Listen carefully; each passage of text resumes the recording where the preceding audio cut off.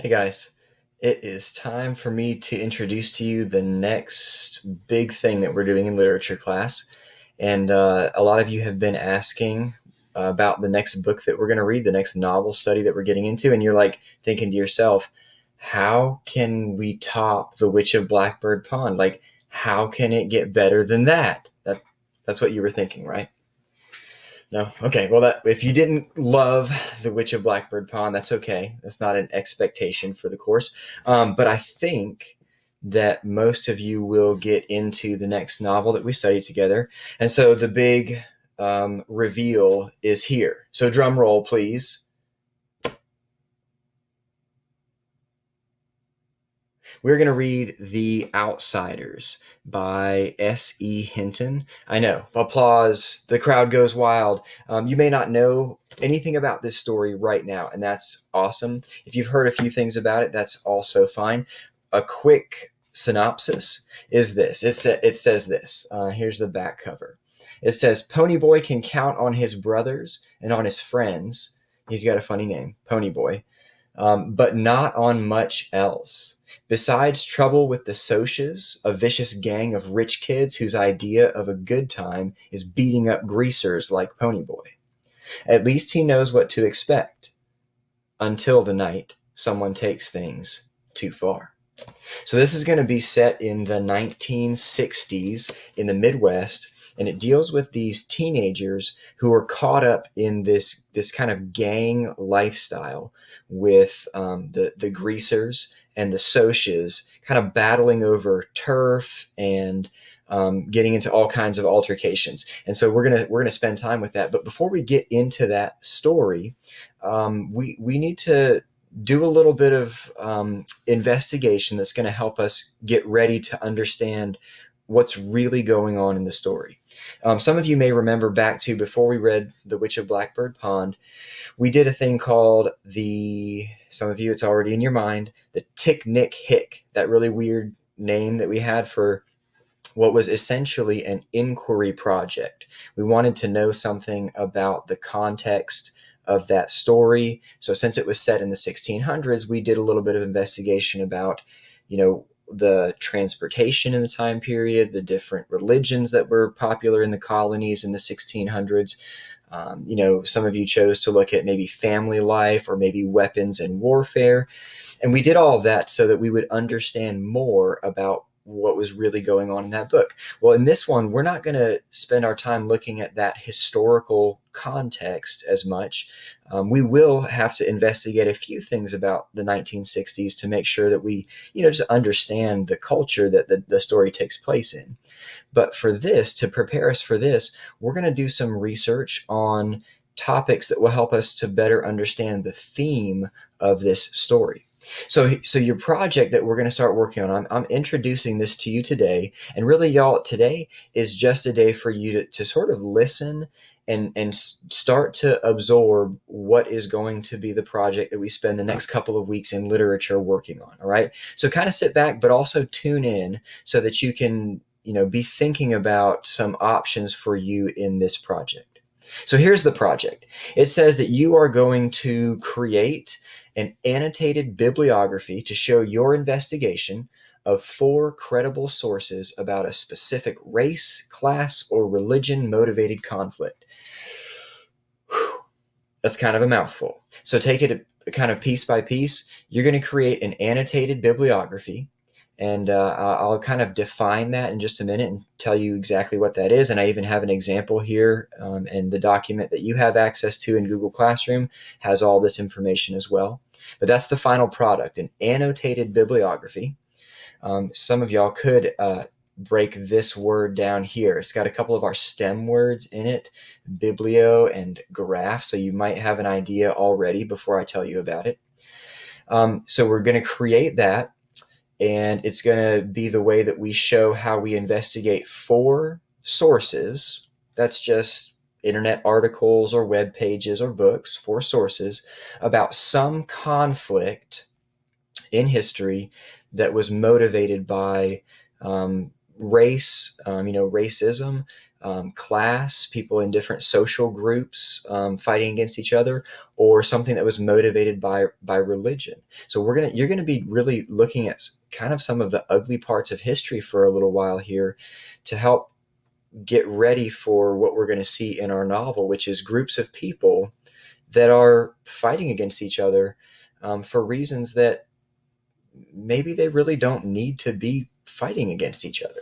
So we're going to kind of see that in real world history, and then we'll be able to sort of also understand what's happening in the story and draw out a theme. Okay, so the purpose here, if you wanted to think about some goals for this, we're going to practice MLA format, which just makes you really happy to hear about MLA format, I know. Also evaluating sources, making sure that we can look at information, especially on the internet, and say, this is a good source and this is not a good source. This one has credible information. This one is not credible. So we want to do that. We want to also continue practicing summarizing, and we've been doing that as we went through the walk through the Old Testament. We've been doing a lot of summarizing. So we're still developing that skill.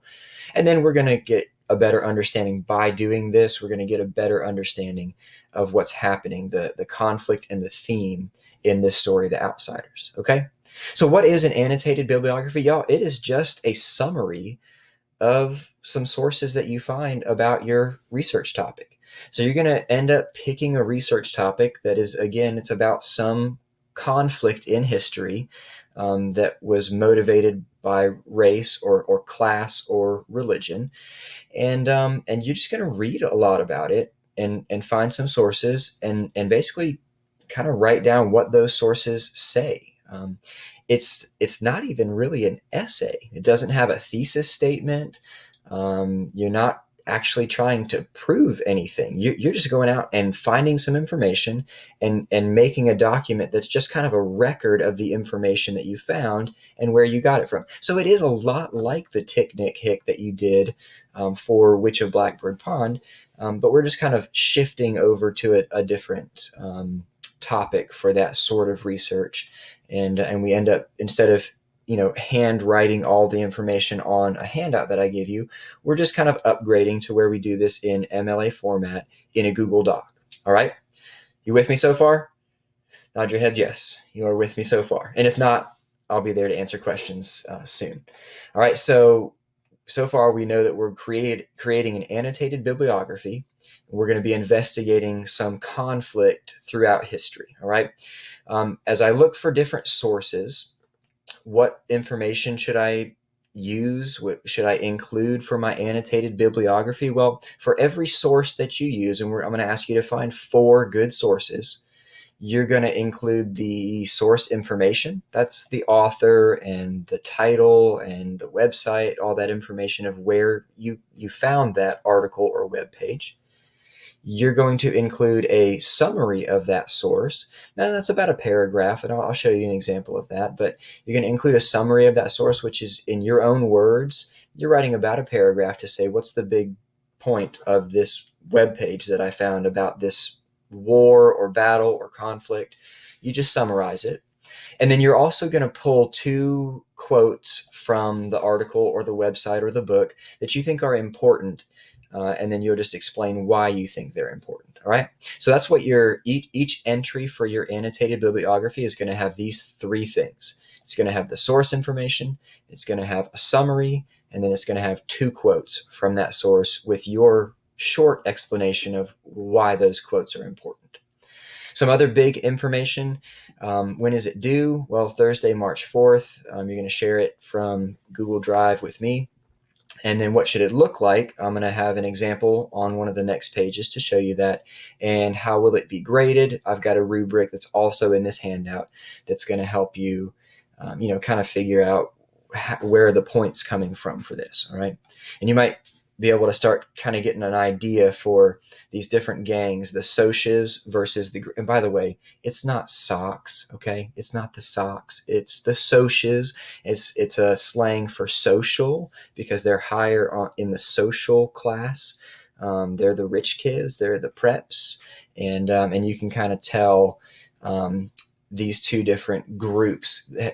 Somebody put together this little collage to say, all right, so the greasers, It's leather jackets, it's jeans, it's Converse and butterfly knives and Marlboro cigarettes. And for the socias, they're driving nice cars, they're wearing chinos, they got button-ups, right? They got nice shoes, and you can kind of tell the difference that is going to be between these two groups. All right.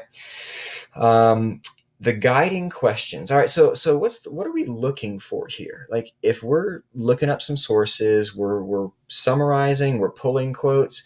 What's the point? What is our goal in doing this annotated bibliography? Well, we're trying to answer the questions like, what causes conflict between races, classes, religions, or other groups? And y'all, when I say classes, remember, it's not 7C fighting against 7A.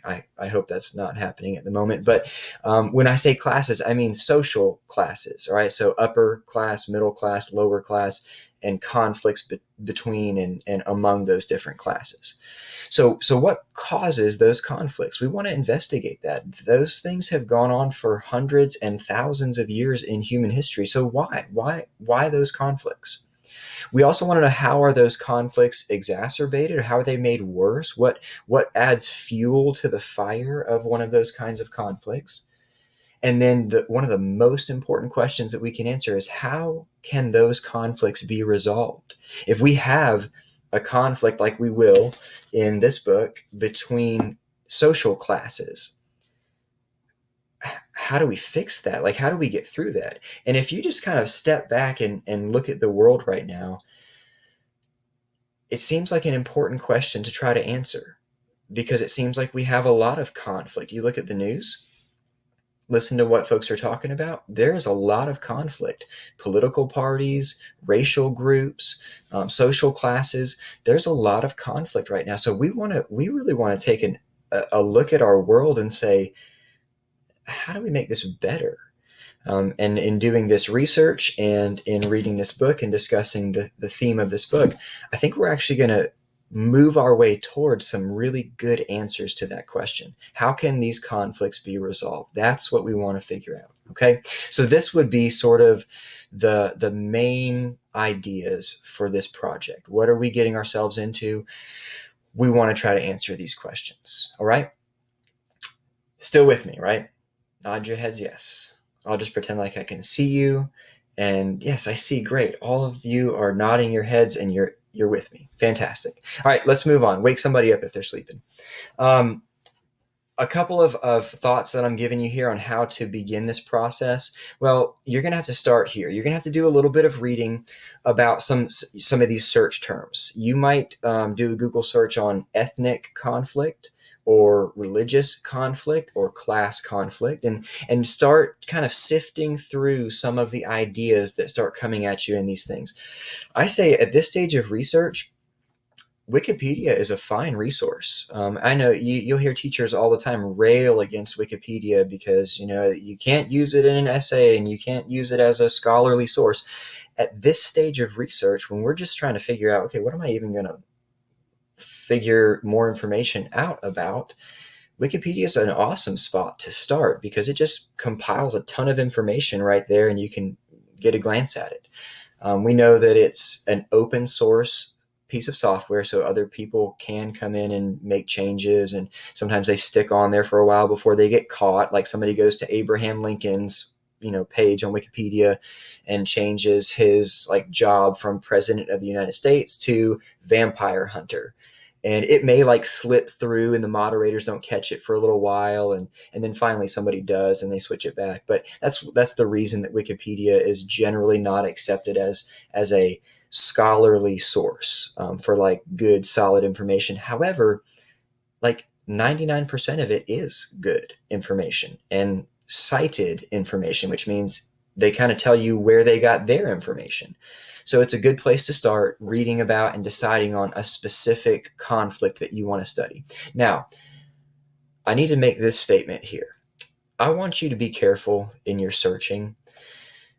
we are not looking to glorify violence. I know that some of us are going to have a temptation as we're talking about conflicts, like, oh, I want to like look up some gory stuff. Like, let me get the bloody pictures and the details about these conflicts. And y'all, I'm just going to tell you that there's no place for that. We are not here to glorify violence. Um, if there was a way for us to deal with these topics without any of that, then I would do that. But we live in a real world, and it's a sinful and fallen world. And so the conflicts that we're talking about often are bloody. There's often battle and death as a result of it. So what I want you to be thinking about as you're doing this research is, we're not going and looking for the goriest image we can find. In fact, I'm not going to even allow you to do image searches while we're doing this research. We want to understand, we want to read about these conflicts and get underneath them. What's causing these conflicts? All right. So we're not here to just glorify violence. We're not here to look up gory pictures. We're trying to figure out why these things happen and how we can move past these kinds of conflicts. All right. So you do a little bit of broad reading. So it's kind of like any of you that have done any fishing or shrimping. You get a cast net. It's this big wide net, and you throw it out, and it just unfolds and lands in the water, and then you pull it, and it pulls in a ton of stuff. Sometimes you get shrimp. Sometimes you get some like oysters caught in there that are trying to cut your net open, and you get little fish, and you get some other things that are kind of caught in there like seaweed and sticks. It just brings in a lot of stuff. That's what you do at the very beginning of research. You just cast a wide net and pull in stuff, and then kind of sort through it and see, okay, what's interesting to me out of all of this? And then from that, you'll choose a conflict that you have found that's ethnic or religious or class-based. And that's where you start to kind of drill down into, okay, I need sources about this one specific thing. And then you're going to find credible sources about that conflict. Wikipedia, again, at this point of your research, is not going to be a good primary source, unless, of course, you're going to the bottom of the Wikipedia page and you're clicking on where that information came from. And I'll show you, when we're in the classroom and doing this stuff together, I will show you in what way Wikipedia can be really useful to you at this point. But you got websites like history.com, databases like scdiscus.com, and I'll show you how to use that one as well. Museum websites, .gov websites, .edu websites. These are going to be the kinds of websites that we generally want to go to and find our good information. So we're going to be looking for information that is objective, not Joe Bob's blog where he's telling you his thoughts about one of these conflicts. We want to get an objective, hey, this is like a newspaper. Like, here are the things that happened. Here's why they happened. We don't want somebody's opinion about them. We want to get as close as we can to, here are the actual facts of the event. And that helps us to be objective in our looking at one of these conflicts. So we're going to find credible sources. We're going to read about that topic from various credible sources, and we're just going to be recording information about each of these good sources that you find. And I'll show you on this next page what your annotations, your annotated bibliography will look like. Okay, so you're going to do that, and then you just rinse and repeat. You keep reading and recording until you have 4 completed entries. And each one of those entries, you get your format citation in MLA format, you get a summary of the source, and you have 2 quotes from that source. Okay. Success looks like this. A successful annotated bibliography will mean that you can explain what caused your conflict. Can't see my hand unless I put it up here. What caused your conflict, how it progressed, and how it ended, or maybe even how it could have been ended or should have ended a different way than it did. All right. So let's get down to what this will actually look like. Hey, here's MLA format that we have done a little bit of so far, but we'll get a little bit of a reminder about it today. But this is what your annotated bibliography will look like. I went ahead and said, all right, so I picked the Holocaust as a topic. That is an ethnically, religiously motivated conflict. All right. And what I did was I went and found some information from the United States Holocaust Memorial Museum. The article that I looked at online was called Introduction to the Holocaust. And so it's one of those articles that just kind of gives you the rundown of what happened. What was this thing? I read through that source that came from this website. I got my website here. I read through that source and I came up with this as a summary. You can see it's just one paragraph, and it just tells about what that source said to me. I'm not quoting on this part. I read it and then I thought, okay, what were the main points? Let me just put those in my own words in this paragraph. And so you kind of just run through. The Holocaust refers to the systematic eradication of Jews and other people deemed biologically inferior or worse than the pure-blooded German people. There's really almost no such thing as pure bloods. It was all propaganda and lies. This horror was carried out in the 1930s and 40s, so I'm getting some historical information about it. The ones that were included in this persecution, obviously we think of the Jewish people, but it was also anybody who disagreed with the Nazi Party, anybody that kind of said out loud or published information that was anti-Nazi, or anybody that was just part of another group other than Jews that the Nazis thought were not good. So you saw people that were homosexuals, you saw gypsies, black folks, disabled people. All of these groups were persecuted and slaughtered by the Nazis. And so you get this kind of historical information, a little bit more about the details of that, and that all is just a summary of that source. All right. Just like we've been doing summaries of the slides of the books of the Old Testament, that's the kind of information you're trying to get into this summary. Paragraph format, major points. As we come down here, you'll see I'm still on my first entry. I'm still on my first annotated bibliography entry. And so now, since I have I've got my information about where it came from, that's my source information. I've got my summary. The last part that I need for this entry is I need 2 quotes. And so I went and found this quote and this quote. And you can see after each quote, I ended it with quotation marks. And then I just said, this quote shows. This quote is important because. And so I grabbed 2 quotes that I thought were important, like exact words that I thought were important from that article. And then I gave some like 1-sentence description of why that quote I thought was important. And I did the same thing here. This quote is important because it shows the end of the Holocaust and then what happened to the survivors. Okay, so that's all. Let me zoom out here so you can kind of maybe see it all at one time. That's all one entry.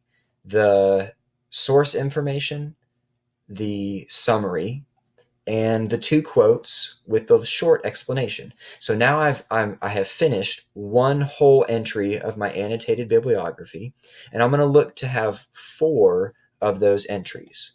All right. Now remember, you're not even really writing an essay. It's not thesis statement, and you're not doing internal citations and all that kind of stuff. You're really just reading a lot, writing a summary, and then pulling some quotes that you think are significant. All right. So don't feel overwhelmed. It's actually going to go a little bit maybe quicker than you think it will. We got a lot of class days that we're going to dedicate to this, and so I just want you to know that we're going to give it as much time as we need in class for you to make sure you can get it done. All right.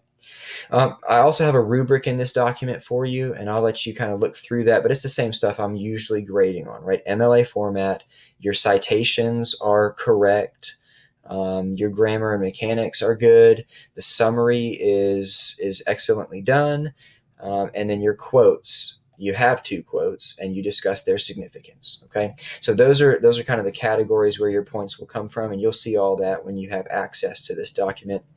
I gave you a little bit of information about how to create those source citations, and that's something that I will go over with you in much more detail as we get into the process. We will look at some of that information together on, okay, so where I put the author's last name and first name, and it's all this information.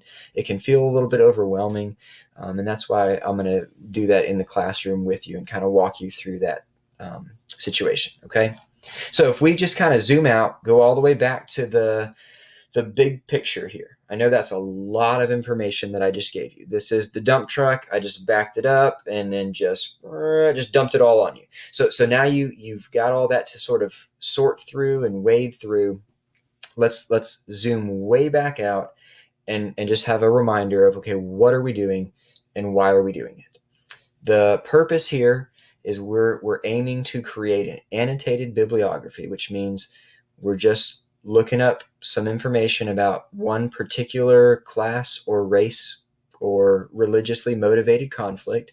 And that's your choice. After you kind of wade through some different ones, you'll choose one that is particularly interesting or unique to you. And you're getting information about it. You're writing a summary about some sources of that information, and then you're pulling some quotations and saying why you think they're important, to the article, right? We're overall aiming at these things. What causes these kinds of conflicts, and how are they made worse, and then how are they made better? How are they solved? Here's maybe a nice way to say that. Where does healing come from? When we talk about conflicts like this, where does healing come from? And spoiler alert, it comes from the gospel. Y'all know that's going to be the answer that I go to. The gospel of Jesus Christ gives us the ideas and even the spirit-enabled power to love. Love has to be the answer to these kinds of conflicts, all right? So I'm already kind of shooting straight to the end and just letting you know that's where we're going. There's not really another way around these kinds of conflicts except for the kind of love that Jesus showed. So that's where we're aiming. We want to kind of investigate some of these conflicts so that as we get into this novel, we will be able to understand it well, and especially we'll be able to unpack the theme and see very clearly how we can get life lessons and insights about our life and the world that we live in from that book.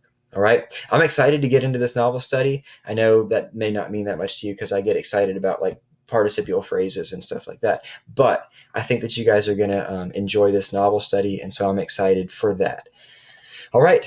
Take care, and I will see you guys soon.